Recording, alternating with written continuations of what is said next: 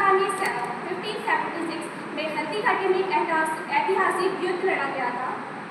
यह युद्ध महाराणा प्रताप और मुगल सम्राट अकबर की सेना के बीच हुआ, जिसकी अनुगवाई अकबर ने अपने सेनापति राजा मान सिंह को सौंपी।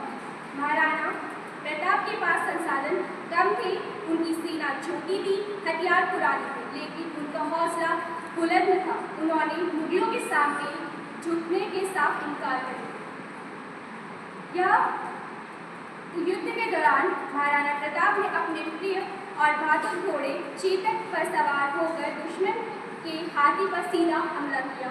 चेतक ने एक घायल टांग के बावजूद मुगलों के हाथी पर छलांग लगाई, जिसके प्रताप को राजा मान सिंह पर हमला करने का मौका मिला। चेतक हालांकि मानसिक बच गए, लेकिन प्रताप और चेतक को पीछे हटना पड़ा। युद्ध के दौरान चेतक की एक टांग में गंभीर चोट आई, लेकिन फिर भी वह महाराणा प्रताप को सुरक्षित युद्ध के मैदान से निकलकर कई किलोमीटर दूर तक ले गया।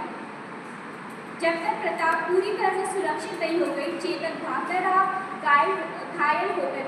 अंततः एक नदी पार करने के बाद चेतक थककर गिर गया और वही वीर गति को प्राप्त हो गया। महाराणा प्रताप को चेतक की मौत से गहरा आघात लगा। वह अपने घोड़े की वफादारी और बहादुरी को कभी नहीं भूल पाए। उन्होंने चेतक की याद में हल्दी घाट में एक सम्राट बनवाया, जो आज भी वहां स्थित है।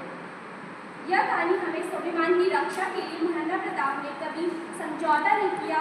चेतक की निष्ठा आज भी प्रेरणा का स्रोत है, एक घोड़ा जो अपने मालिक के लिए अपनी जान रख दे गया।